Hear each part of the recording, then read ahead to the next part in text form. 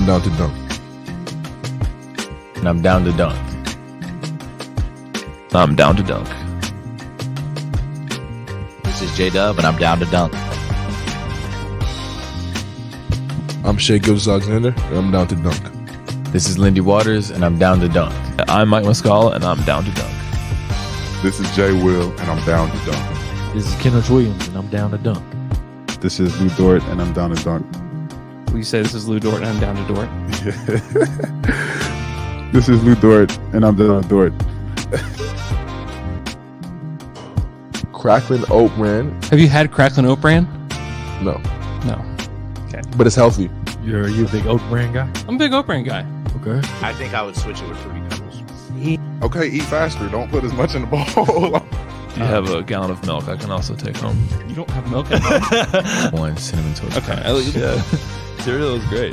Yeah.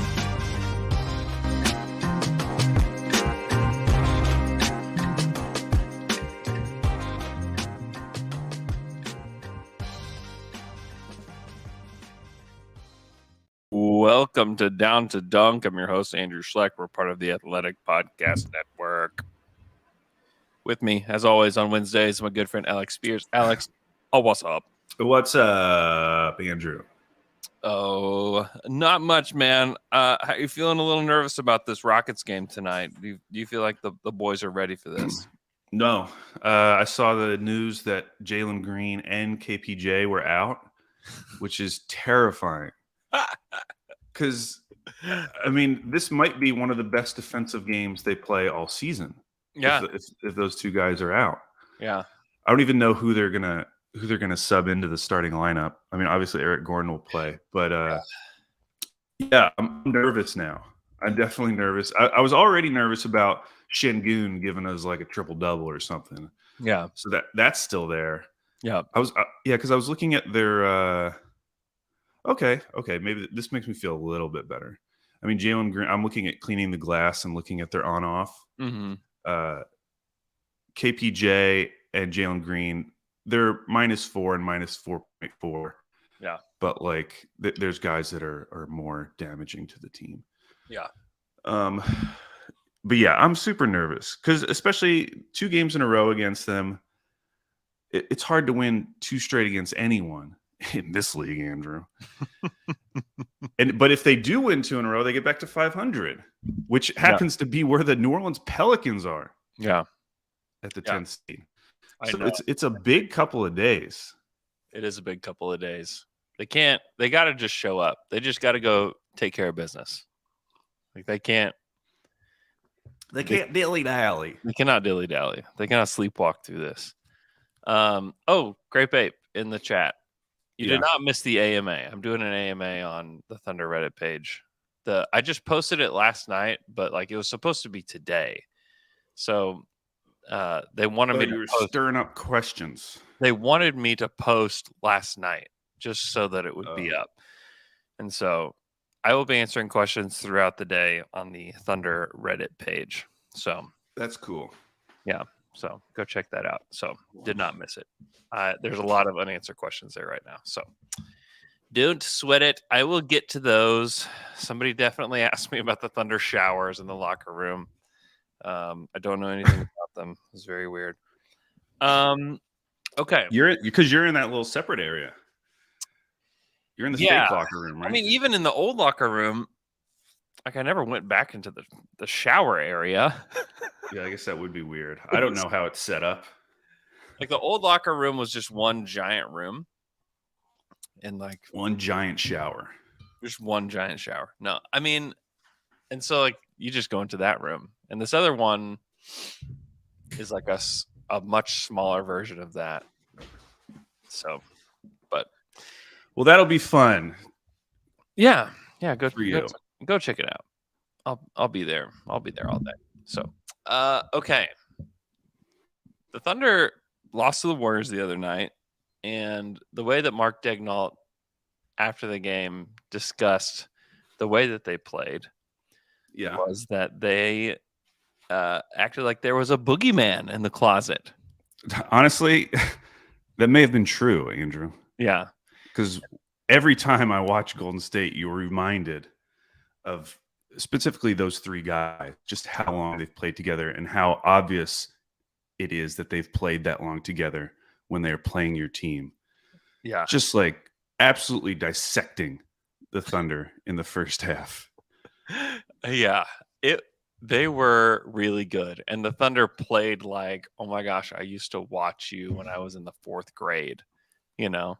Dude, I mean, I think all Thunder fans feel the way. Just like watching them, you've seen that it's so rare to see a team like this, especially in the modern NBA.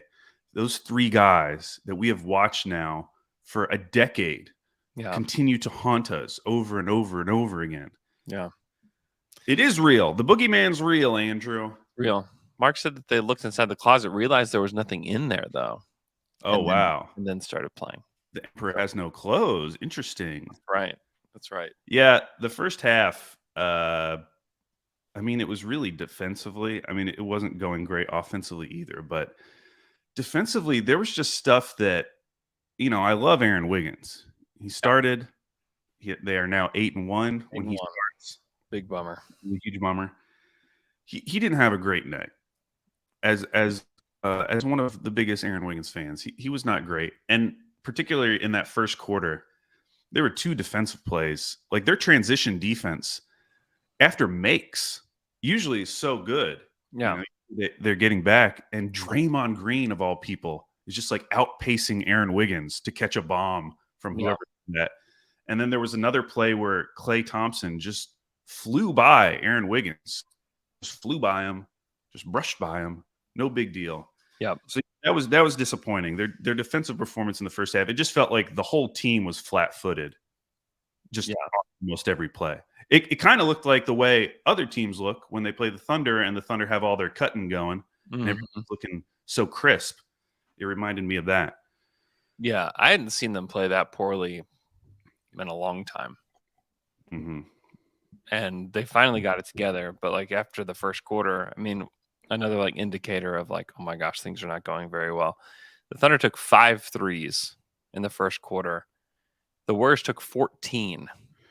Yeah, so I looked this up because as close as that game got, and it was very exciting at the end, and credit to the Thunder for making a run. Yeah, they were in it. It is so hard to win a game when the opposing team takes 47 3-pointers and you take 24. Yeah. And not only that, when the other team makes 23s and you do not. I actually looked this up on StatHead. So in games this season where one team made at least 23s and the other team didn't, the teams who made 23s were 50-7. And in those 7 games, it's usually like, one team hit 17 threes, one team hit 23s. Mm-hmm. Whereas in this game, it was 20-11. I mean, just like a massive gap, a math gap, Andrew. It was a math problem. Definitely. It was a huge math problem. And the fact that they even got close enough where you were starting to talk yourself into like, oh my gosh, are they going to win this? Yeah. That would have been a super impressive just math equation that they had solved, because it's just really hard to do that when you're getting outscored 60-33 from 3-point range. Yeah. I mean, they lost by 8 and they didn't. And the other thing is like, they didn't out rebound them. It was 44-43. They didn't get to the line more. It was 20 free throws to 20 free throws. Right. So there wasn't anything else going on in this game to offset this huge math problem happening at the 3-point range. And actually, I looked this up, Andrew. So they took 24 threes in this game. They took 18 threes in their last game. Mm-hmm. That is the 2 lowest totals of the season. Yep. Which happens to coincide with Lou Dort being out. Mm-hmm. Which, now that he's gone, it seems like a nice thing we can say about Dort is that even though he's streaky from 3, he will at least take them. He will at least boost us up, because who else on this team is just willing to take significant number of threes? It's Isaiah Joe. Joe.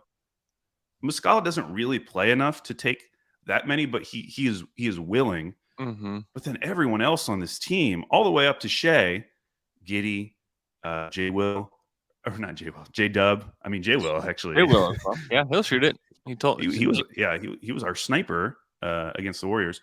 But those three guys, somebody in that trio of J-Dub, Giddy, and Shea has to become a guy who's willing to take 5 threes a game.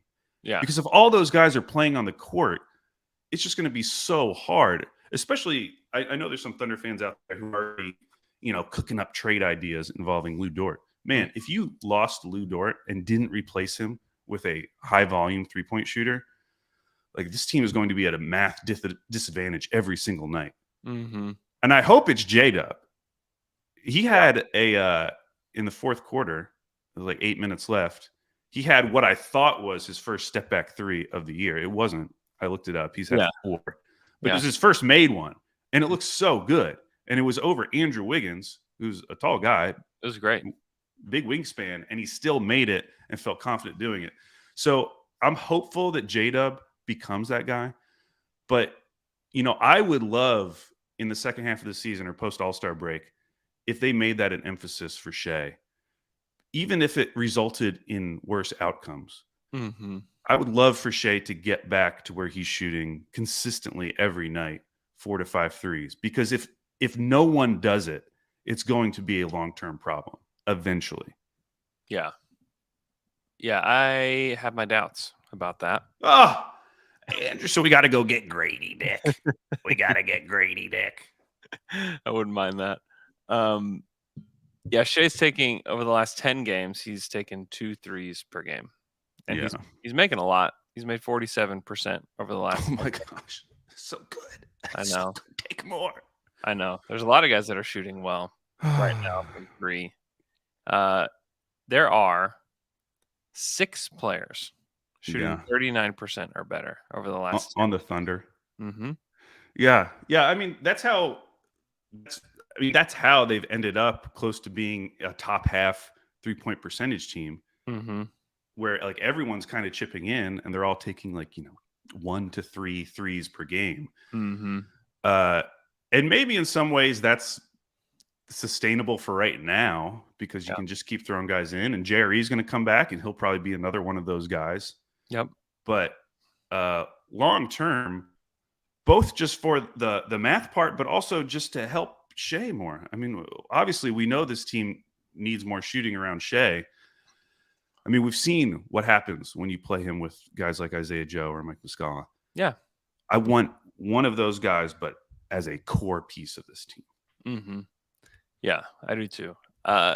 You want to try to name the 5 guys or the 6 guys that are shooting 39% or better? 39% or better. Kenrich. Nope, 36% over the last 10 games. Oh, over the last 10? Yeah. Over the last 10. Gosh. Well, you said Shea. Okay, on the board. Shea's 47.8%. On the board. Isaiah Joe, 44.3%. on the board. Moose has been better as of late. Moose is 39.3%. Okay, that's half of them. Yep. Wiggins?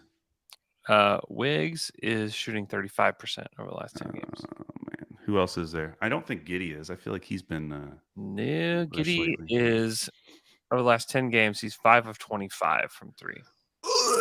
20%. That's not good. Not good. What's J-Dub's percentage over the last 10? J-Dub is on the list, 39.3%. That's exciting. I was looking at his 28. What'd you say? 11 of 28. 11 to 28. I was looking at his shooting splits. And he's up to 32% on catch and shoot. Yeah. Which still isn't good. Sorry if you can hear the game in the background. I just turned on the game. It's a separate browser. We're going to rewatch it here. This is our version of playback. That's right. You're just going to hear the audio, though, through my microphone. We'll tell you what's going on. Don't worry. 2 more. 2 more. Trying to think of other guys on the team. Oh, Jay Will. Jay Will is 6 of 9. Yeah. And he's played 7 in 7 of those games. Nice. He told me after the game, I asked him why he gets so juiced up after he makes a 3. Because he goes wild. Did you hear what his answer was? No, what did he say? He said that he learned from one of his blue teammates. One of his blue teammates would yell, go to half court and yell boom And he after he liked hit that. 3, and he really liked that. And so he decided that he was going to adopt that. I asked him, I said, who was the player? Who was your blue teammate? And he goes, well, he's not on the blue anymore. His name was Mike. I'm not sure what his last name was. So Wow. shout out to Mike. It was great timing. Mike came into his life just when he needed him, Yep. and now he's vanished. Yeah, he gets crazy juiced up. All right, one more. I'm actually looking at a box score, Mm-hmm. and I have no guess because the possibilities that I haven't said are Baisley, Nope. Wiseman, Jang, Trey Nope. Mann. No, maybe he's not on the box score. Oh, Lou Dort. 40%. Duh. 18 of 44. So just like volume wise, in the last 10 games of those 6 guys, 28 apiece for J-Dub and Mike Muscala, 44 for Dort, 61 for Isaiah Joe, 23 for Shea, and 9 for Jay Will. Isaiah Joe, man, what a pickup. I mean, Yeah. Imagine taking that guy off the team. Maybe they just would have played Lindy in his spot for this season. I don't think Lindy would have ended up getting these good of minutes. I mean, Isaiah Joe, like last night, or was that last night? That was on Monday, played 25. Yeah. I don't know if Lindy was ever going to be playing 25 minutes a game. Yeah, I mean, I think the things that Lindy has going for him is like he has better size than Isaiah Joe. But obviously they just think that Isaiah Joe's a level above him. You know, Isaiah Joe dunked in that game. Sort of. dunk. Yeah, it was kind of anytime he dunks, it's always kind of shocking. Yeah. Yeah, Isaiah Joe, very important, and just makes me crave a high volume shooter even more. Like more. Give me more. Maybe we can develop one on the team. Maybe there's a future one that already exists on the team. Yeah, you kind of hope it'd be a guy like J-Dub. Yeah, because he's already so good off ball. Yeah, he's great off ball. He's great on ball. He's just great. He's just great. That's where you look at the draft, at the upcoming draft, and there are players that fit that profile of what you're talking about. Like Brandon Miller is at the top of that list. Yeah, 6'9" forward. Maybe losing to OU will like knock him down the draft board, quite a bit, so that the Thunder can take him at 9 or wherever they're going to end up. That's a great point. Grady Dick is the other one Mm-hmm. that I would say fits that profile, 6'7". Yeah, and I've heard somebody on Twitter, and I apologize, I don't remember who it was. They compared his shooting stats to guys like Desmond Bain and I forget who the other, Corey Kispert, like the big shooters of the last couple of years, and just detailed how the variety of his 3-point shots. Yeah, he does a lot of things from 3. It's not like he's just a standstill 3-point shooter. No. I also heard some encouraging discussions. I don't remember if it was on Game Theory or not, but about his defense. Yeah, that it's gotten significantly better as the season's gone on. Mm-hmm. Yeah, he's pretty physical, and I like him. I mean, if you're picking at 10, which is where the Thunder would be in the reverse standings right now, I think that's a fine pick. I mean, you look at the other guys that would be available at that spot, like a Jet Howard or Bryce Sensabaugh or more shooters. Just naming off shooters. Yeah, like those guys are not really Thunder guys. Grady profiles as more of a Thunder guy to me than Jet or Sensabaugh. So we'll see. I don't know if defensively he brings enough to the table to play him at the wing.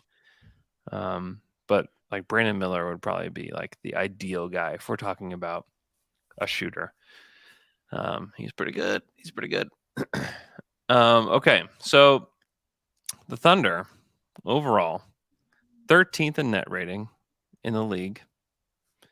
They are 8th in defense which is just such a wild stat. And that's after Monday's game? Yeah. Wow. 8th in defense without a rim protector with the youngest team in the league is just a wild stat. And it makes like preparing like for next year, I think you can go to some pretty wild places just based on that. Oh, careful, Andrew. Careful. Based on that stat alone. Just like adding a rim protector and just like adding an entire summer for all these guys to get better. Hey, talk about another guy who could potentially, I mean, I know, but he has as much potential as like J-Dub or anyone else on this roster of shooting a lot of threes. That's Chet Holmgren. Yeah. That's another bomber, man. It's coming in. Another. Yeah, I mean, the 8th in defense thing is pretty wild. You know, you saw some of the downside of their defensive strategies in that game against the Warriors. Yeah. Where like they were leaving Steph Curry at the 3-point line so that they could pack the paint further, or they were leaving Klay Thompson at the 3-point line and then having to recover to those guys. I looked up and I don't, you know, I know this tracking data isn't like perfect, but the Warriors had 23 wide open threes in that game. And it felt like it at various points of that game, where it's just like, I know we play a certain way, but the guys that you're trying to close out on are like literally the greatest shooters of all time. Please just stay closer to them. Yeah. Yeah. That's them starting small. I was just really curious to see, because I think they've been able to use that small ball lineup against traditional lineups, and it's been successful. Yeah. A lot of it just because Kenrich is who he is. But, you know, then you're going against Draymond Green. And you're at center, and it's like, okay, they might be a little bit better at this than we are. Now the question is, Şengün coming up. Do you put Kenrich on him, or do you start J. Will? Oh, gosh. I would. You got to prevent the triple-double, Andrew. I would. Because if he gets a triple-double, it's going to be ugly. I would go small and just spread out and just attack him. Annihilate him. Every play. Because he will get annihilated by this team on drives. Yeah, there was like a fantasy basketball guy who had a thread about Şengün, and it was specifically the game when they were playing the Cavs. Mm-hmm. And he was just talking about how, like, the Cavs could have attacked him every single time down the court, and were like very lazy about it and didn't. But he showed all these clips, like every time they attacked him, like good things were happening for the Cavs. I don't know why they didn't stick to it. It would be fun. It would be potentially gratifying to have your team just decide, hey, let's just do this nonstop until it doesn't work. Yeah. Yeah, I agree with that. Offensively, the Thunder are 19th in the league. They're actually tied with the Washington Wizards, which is not a phrase you want to be using. That's not true. That's not true. The Wizards are back, Andrew. I've got Wizard fever. They've won 6 in a row. They have the same record as the Thunder. The exact same record as the Thunder.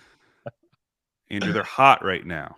Yeah, they're playing. Yeah, they're playing well right now. They got Rui Hachimura off their back, and now they're free.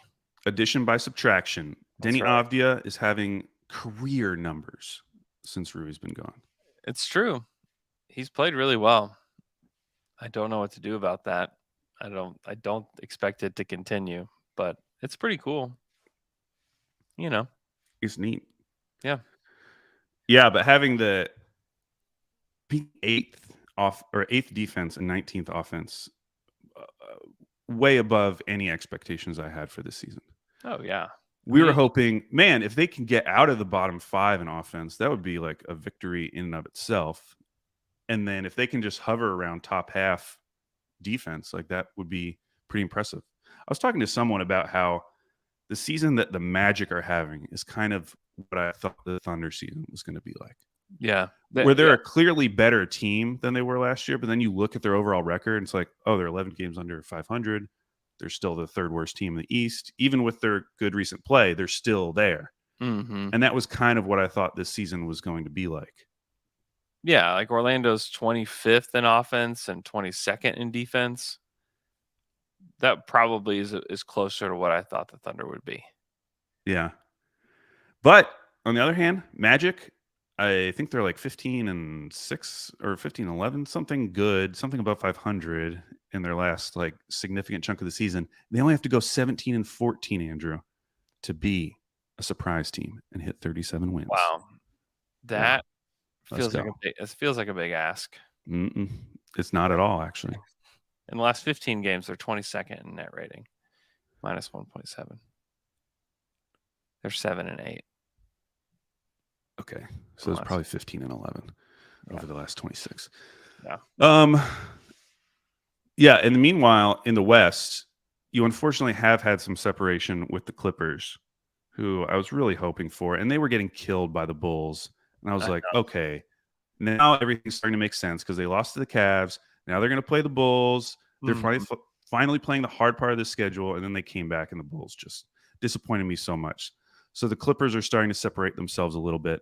Yeah. And then now you have like New Orleans and Dallas kind of falling back with us. Dude, New Orleans they've lost 8 straight. Yeah, 3-13 in January. And they've got BI back. It's bad. And honestly, they looked perfectly normal against Denver. Yeah. I mean, they didn't look bad. It was a good game. They're just playing Denver. Like that's the tough Denver. thing. Is like they played the Bucks and they played Denver like that's their last 2 games, but they do lose to the Wizards. They lost a big one to the T-Wolves. They lost by 1 to the Nuggets just like a week ago. Lost to the Heat, lost to the Magic, lost to the Heat, lost to the Cavs. Like their only wins in January are against the Wizards, Pistons, and Mavs.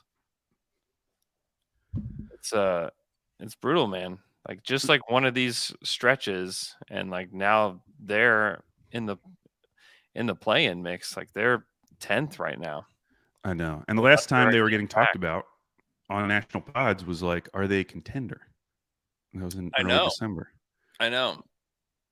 Not right now. They've lost 9 in a row. It's really bad. But like the Clippers just a couple weeks ago, we were like, oh my gosh, what's going to happen here? Are we going to get a pick swap? Like, no, now they're 4th. I know. It's miserable. In the West.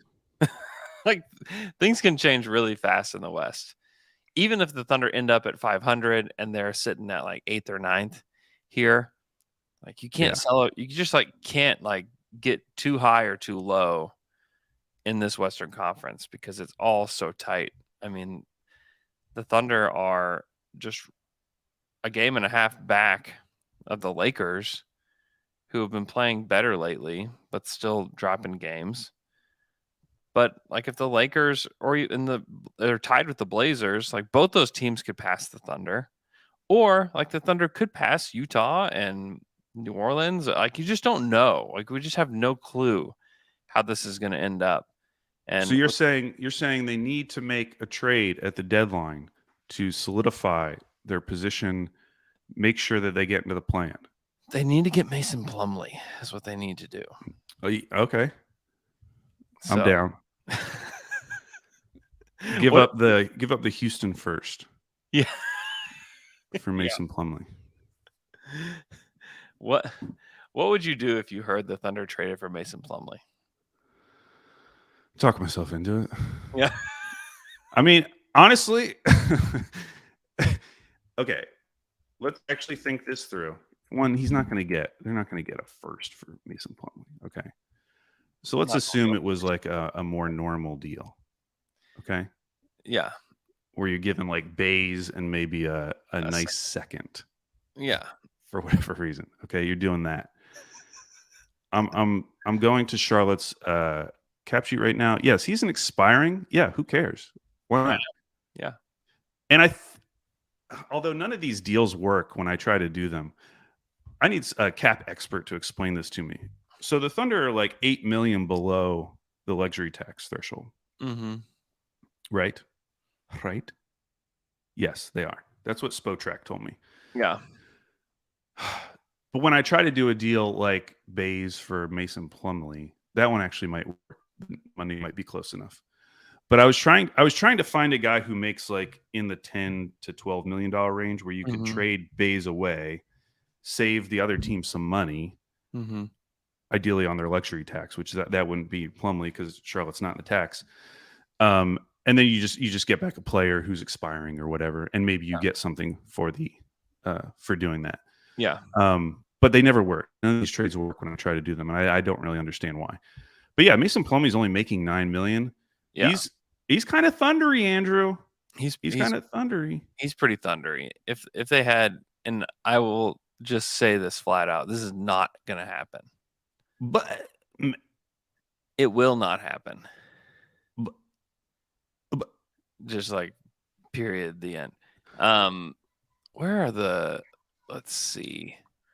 Yeah, you could make this work. The Thunder do have a $10 million trade exception. Oh, look at that. From the Derek Favors deal that expires in October. Yeah. But just taking them into that would push them over the luxury tax, I believe, by like $1 million. Yeah, I mean they're not doing that. They're just not going to do it.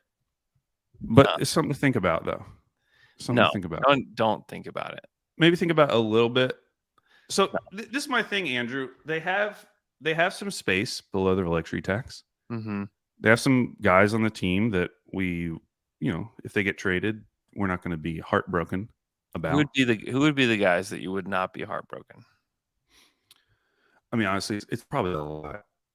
If we're talking true heartbreak. Really? Okay, well, like start naming them. All right.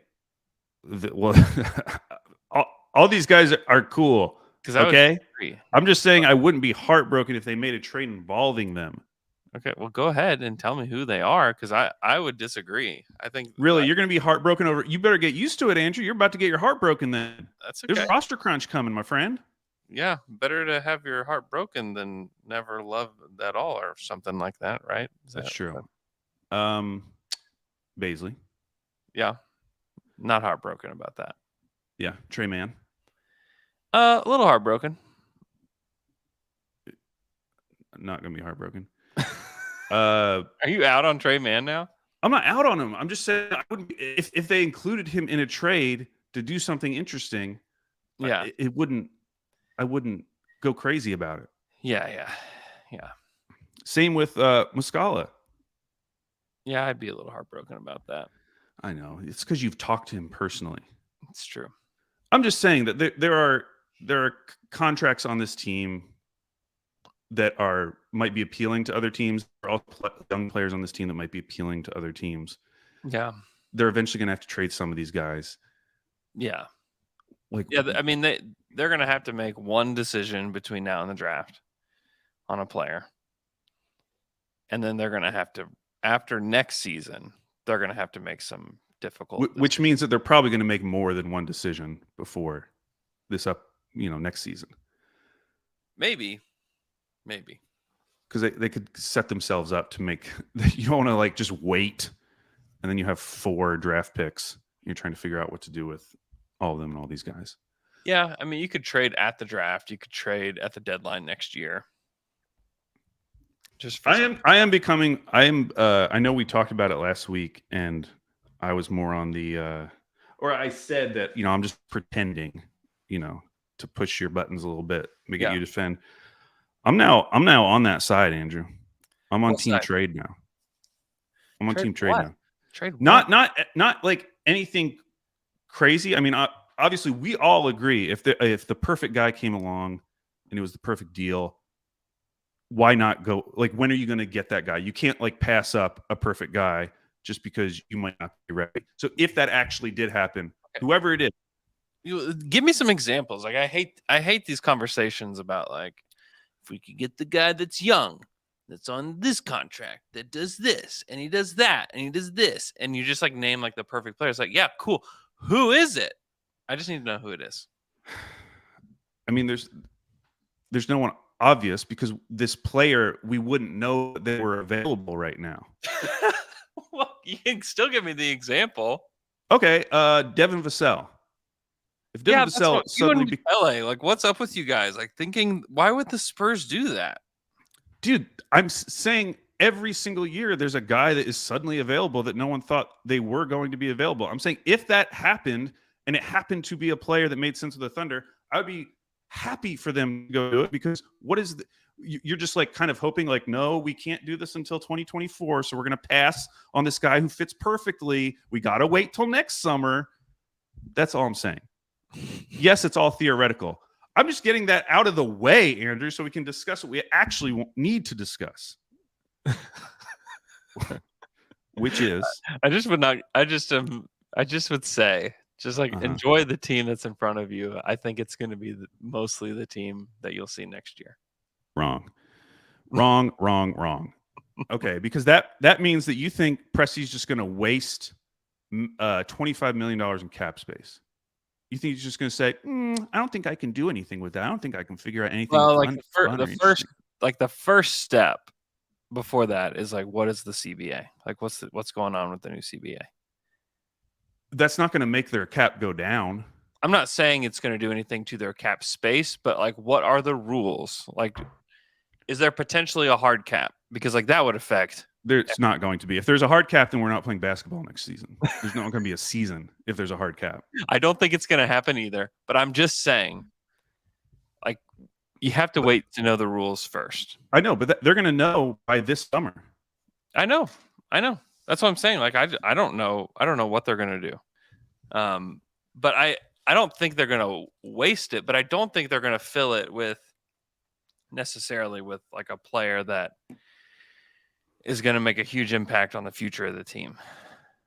I think. Here's what I think, Andrew.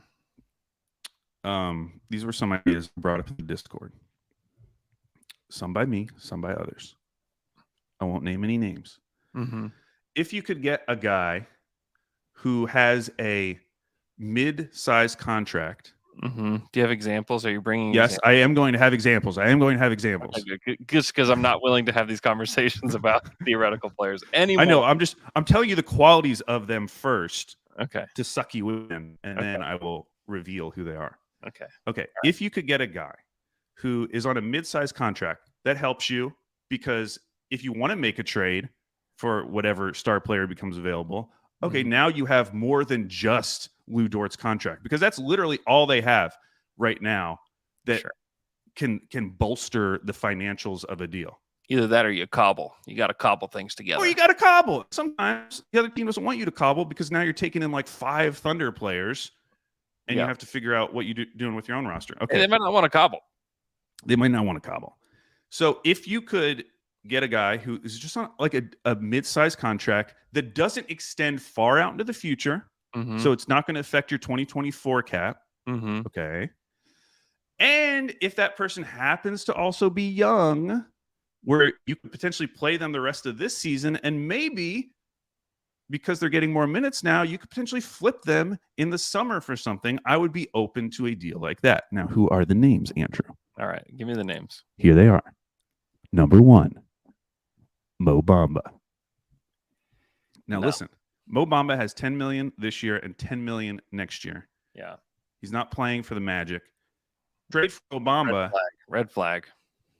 Why? What's the flag? Stop playing for the Magic. No, that's a green flag. That means that flag? they're not doing enough to boost his value, to make him valuable in trade discussions.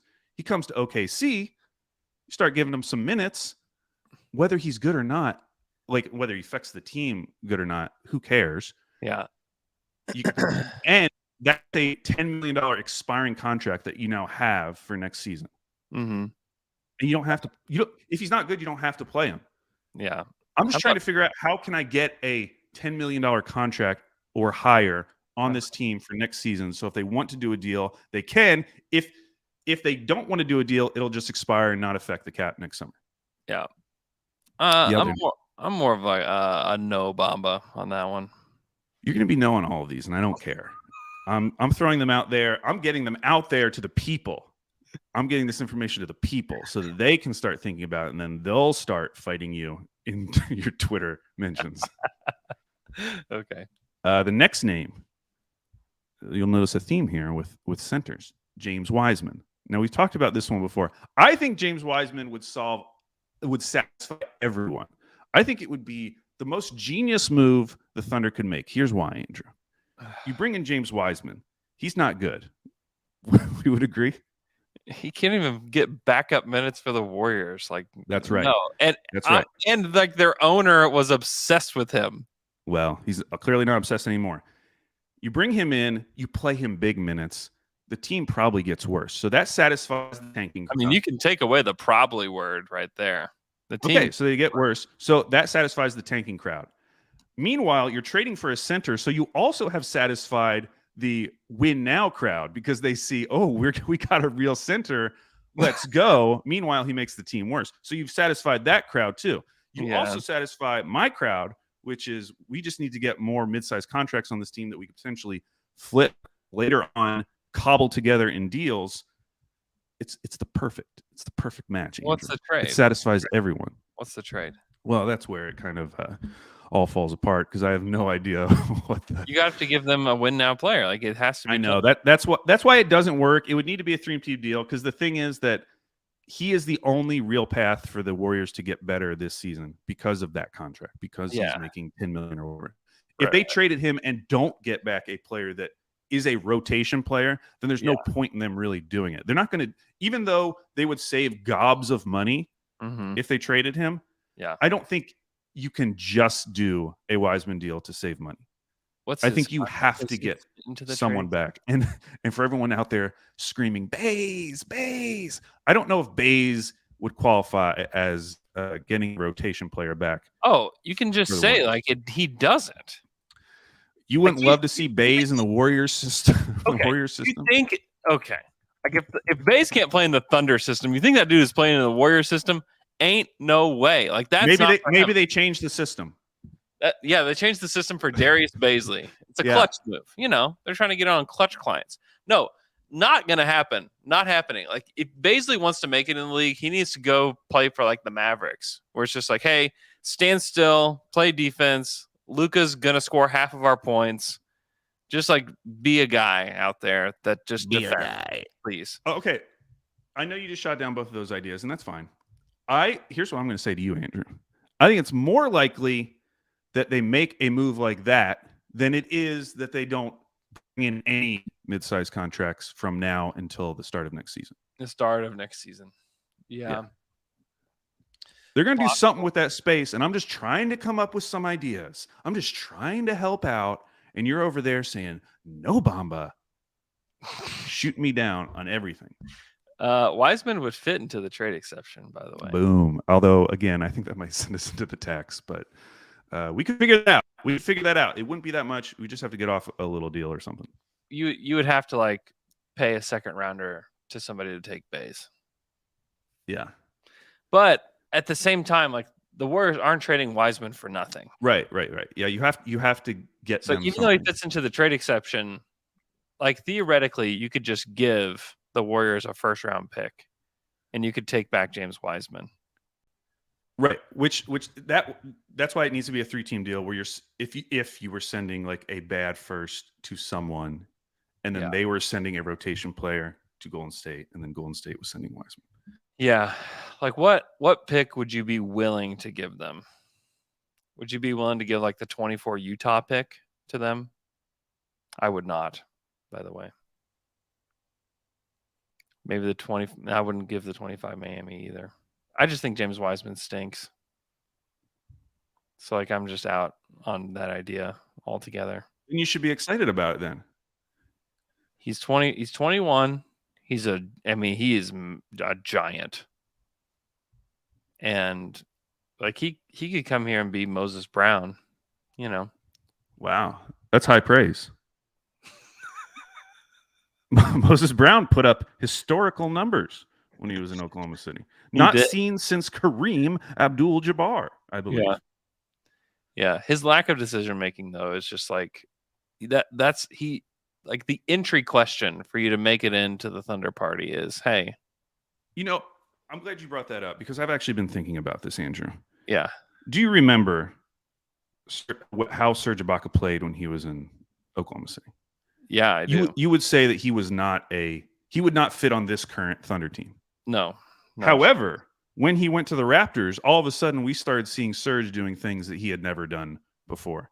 And he was suddenly playing in a way that maybe he could have played in this version of the Thunder. So I'm just saying, I get that decision making is a major point for this team. I do wonder though if there are guys who you could bring into this system and like basically turn them into the Thunder player that you want them to be. Yeah. I don't know. I mean, Golden State did it with Wiggins. Like, he has become incredible. I know, but James Wiseman is on Golden State. Yeah. I know. Like, that's like there's like the flaw in like that specific player. Yeah. You know, because I don't think like Isaiah Joe's probably a better decision maker than people thought he would be. Not like he's like some great decision maker. Yeah. But like he can do a little bit. He's got a little bit more juice than I thought he did with Philly. And some of that was like he just didn't get to play. Like he didn't get to touch the ball. Like it was just shooting only. And he's done a little bit more here. It's like I feel better about him definitely than I did. And I liked him. Like I was excited about the pickup whenever they signed him. I thought, oh, that's great. Like give him a shot. And he's been way better than I would have expected. But like Wiseman doesn't play for the Warriors because he's such a poor decision maker and because he's not a good defender. And so like it's like he's failing the pre-test. He is, but that is like the hardest. You would only say about that or say that about him because he's in this specific situation. If he was on literally any other team, he would have been playing more minutes and probably would be a better player as a result. Like he is in the worst case scenario for his career. He was picked second. And that's their fault. That's not his fault. He was picked second. And he cannot earn any minutes, like none. But if they had done the right thing, let's say, and taken LaMelo too, and Wiseman goes to Charlotte, we would have a vastly different opinion of James Wiseman right now. I'm not sure that's true. See, I just don't think you can base that on going into that situation. James Wiseman is going to go to another team and like just suddenly become a starting center for somebody. I'm saying I don't know that's the case. I cannot write him right off a 21-year-old because he went to the Warriors and couldn't get minutes. Because he went to the champions and couldn't get minutes. Like, are you writing off Moses Moody already? He can't get minutes either. I mean, it's not good. It's not a good sign. No, it's a fine sign. They're playing for the champions. How is it a fine sign? So you think the Warriors should be playing 3 guys under the age of 22? If they're any good, yeah. But like see, Kuminga is like above the fray now. Like he can. That was never going to happen though. They're the champions, the literal champions. They just won the ring. This was the plan, though. Like this was the plan. This was the Warriors' plan. That's a bad plan. It has nothing to do with the players. Like if you play 3 guys under the age of 22, you are going to be worse because we know that like young guys don't impact winning. Most of them. The Thunder are doing that, and they have like the same record as the Warriors. I know, but they are set up completely different. We're talking about someone playing over like a Lou Dort or we don't have a center. If James Wiseman had been on this team randomly, he would have be getting minutes. Dude, they play Anthony Lamb like significant minutes. They play their two-way guy. They play Ty Jerome. Like Ty Jerome played a ton of minutes. Like Ty Jerome couldn't even make this Thunder team. And they're like, yeah, Moses Moody, like you're not as good as Ty Jerome. Sorry, bro. Sit. Like you can't tell me that that's not a good, like that's not a bad sign. I mean, again, the Warriors are never going to play 3 guys under the age of 22. It's Ty Jerome, they were never going to do it. Jerome. Like shouts to Ty Jerome, but like Ty Jerome is not a good NBA player. I'm just saying that I cannot write off 2 guys simply because they're not getting minutes on the Warriors. Like, yeah, if they were playing in Houston and not getting minutes, that would that not concern you way more? If James Wiseman is on the Rockets and can't get on the court, everybody gets on the court for the Rockets. So like, that's what I'm saying. Like we're holding these guys to the highest bar possible. Like, why aren't you getting minutes on the Warriors as an under 22 guy? Why aren't you getting on the court with Draymond, Steph, and Clay? What's wrong with you? It's just But to me, it's just the fact that like they don't have depth. Like the Warriors are like begging for depth. They use both their. I mean, Ty Jerome and Anthony Lamb are their two ways, and like they have been like key rotation players for them at times. And like the other guys were lottery picks. Like Moody and Wiseman were like lottery picks. Like those guys, you have it's so like I have high expectations for those guys. Like I thought for sure Moses Moody. I mean, he played in the conference finals for them last year. I thought that for sure, if I were to bet, like who's going to get more minutes, Moses Moody or Anthony Lamb before the season, if you were to like place a bet. I mean, I would have bet a lot of money that Moses Moody would be the guy over Anthony Lamb, where I'm like, I'm not positive I could pick Anthony Lamb out of a lineup, you know? And like Moses Moody, lotto pick, like shooter, like pretty good ball handler, like a guy that can do some stuff, just doesn't play for them. Like it is, I am concerned about that for him. Like I don't quite get it. I don't quite understand, the playing of these two-way guys. Like we know Ty Jerome's limitations. Moody's bigger, he's stronger, but for whatever reason, they're giving the nod to Ty Jerome. Like I think it's okay to be concerned about that. I mean, if you really want to be, I don't want to be. I just am. That wouldn't stop me from wanting. Like, I don't think when those guys get to the end of their contract, if they're not traded, that they are just going to vanish into nothing. Like they're going to get another shot. Yeah, somebody on another team. Somebody will give them a chance.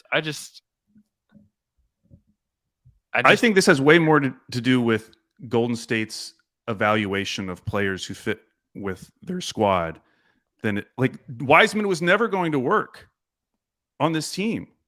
Why was he going to work? How are you going to bring a 19-year-old into that Warrior system, ask them to play center, and expect that it's all just going to work out? I mean, they had visions, man. Light years. Yeah, they did have visions. When they talked about it, like they talked about it. Their management and ownership talked a lot about it, about the vision for all of that. Oh, I know, and they were wrong. And we're now getting to the point where we're in like Jahlil Okafor territory, where if they don't trade him now, they're only going to continue to tank all these guys' values. Yeah, for sure. I mean, I could see a team like Houston making a deal for him. You just want Houston to get all the young guys, Andrew. They're going to make all the deals that I want to make. They can have all the young guys that are terrible. Sure, have at it. When the Şengün Wiseman front court is holding up the trophy, Andrew, in 2027, dude, if that happens, I will get Şengün on one cheek and James Wiseman on the other. He said it. If that happens, I'll do it. Good. They're the two starters for the championship level Houston Rockets. Like, count on it. Book it. And I want you to get, I'm so happy. I'm so happy as a tramp stamp. Yes. Yes. Cool. Good. Book it. Anywho, I've become more open. Names? Huh? Do you have other names? Well, actually, the one I wanted to bring up, which I don't really agree with this one, is so Thunder Focus on Twitter mentioned that James Ham from Sacramento, no relation to John Ham, talk, by the way. Yeah. I always get nervous when I say James Ham's name because it's so close to so many other people that have a similar name. I'm assuming he said this on his podcast, and James Ham's pretty well respected within the Sacramento community as someone. Yeah, he's great. He's been doing he says he has heard murmurs about Darius Baisley in reference to Sacramento Kings' potential trade targets, which I thought was really interesting because that's the only slop we're getting. It's the only scuttlebutt they're going to give us during this time. And I thought that was Thunder. I can tell you that. Like, if the Kings are actually interested in him, like, that's weird. I mean, sure. Anyways, I was looking. And I was like, ooh, Rashawn Holmes would kind of fit into this as well, not as a young guy, but more as just a contract. The problem with Rashawn Holmes is that his contract goes 2 more years, and the final year is a player option. So if he had just been through next year, I was trying to construct a deal where, okay, you get back Rashawn Holmes, you can play him, and maybe you could flip him as well, and then you have an expiring contract next year, but that's not how it works. So I kind of gave up on that one when I investigated a little bit more. Maybe they can acquire KZ Apala again.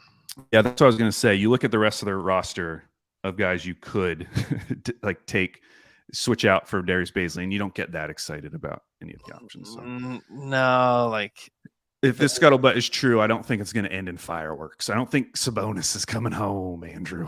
No, like maybe Alex Len, who's expiring. He could bring could be back. Alex Len. Like if the Thunder get a second and Alex Len, sure. And then like emergency pod, would you do emergency pod for that? No, I would actually. Oh, come on! I would delete past podcasts of ours. Delete past podcasts. It's like it's the inverse of an emergency pod. I just like delete our feed. Yeah, like Rashawn Holmes is interesting. He is 29 already, which is like he's sneaky old. He's very sneaky old. He was a process sixer way back in the day. Yeah, and he came in the league at 22. I had no idea he was 29. I would have guessed like 26, maybe. Yeah, same. Yeah, he's a good player. Like, he would legitimately help this Thunder team this year quite a bit. It's just that his deal goes one more year than you really want it to. It's too long, and it is a mid-sized contract, though. It is, and it wouldn't be like the worst thing in the world. No, it would not. It would eat into some of that cap space the Thunder would have this summer. Because the other name, because I was just looking for like deals that teams might be wanting to get off of. Yeah, it's a similar deal to Devontae Graham, who you assume the Pelicans want to get off of at some point. Yeah, where it's like $12 million next year and then 12.6 the year after.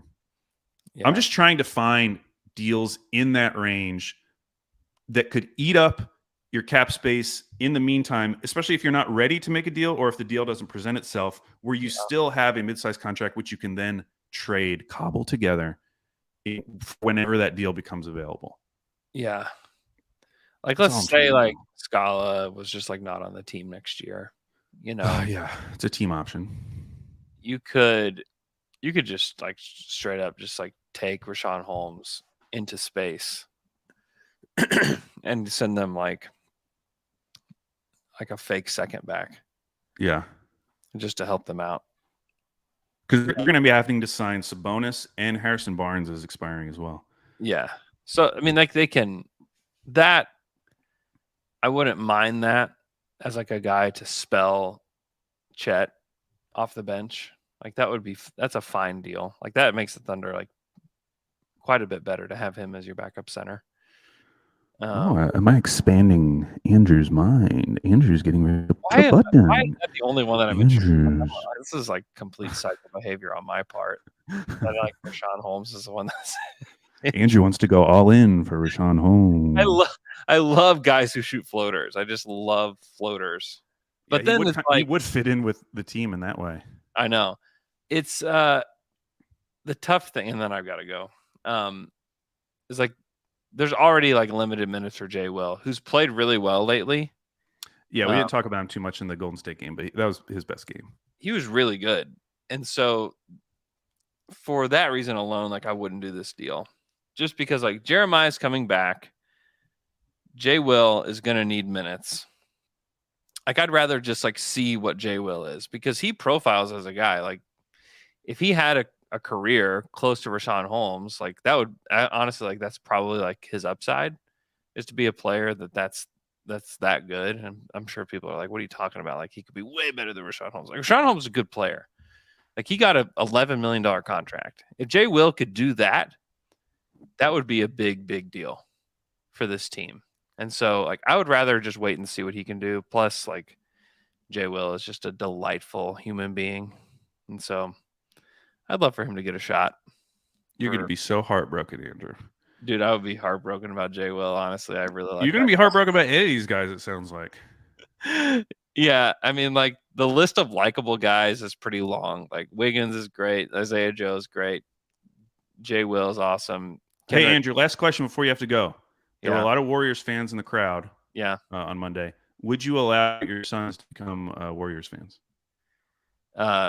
Personally, no, but I also just don't care that as much as some people care about like Warriors fans being in the house. Like, So if your son was walking around in a Draymond Green jersey that they got, uh, that wouldn't make you a little prickly. oh, yes, I said that I would not allow my kids to be Warriors fans, but like, I don't really care that much about other people and their kids being Warriors fans. It's like whatever. Yeah. Would you let your kid? Would you let Cal be a Warriors fan? Honestly, we're closer to the Warriors out here. I mean, he might be a Blazers fan. Who knows? I was a 49ers fan when I was like 8 because of Jerry Rice. And then he left, and I was like, why am I a Niners fan? I have no connection to this team at all. And that's what's going to happen with these Warriors fans. When Steph retires, they'll come back home. They'll switch allegiances. Oh, man. All right. Thanks so much for listening to today's show. Hope you guys enjoy the game. Thunder better not lose this game tonight. It better not. Appreciate you guys listening. We'll talk to you guys again on Friday. My mic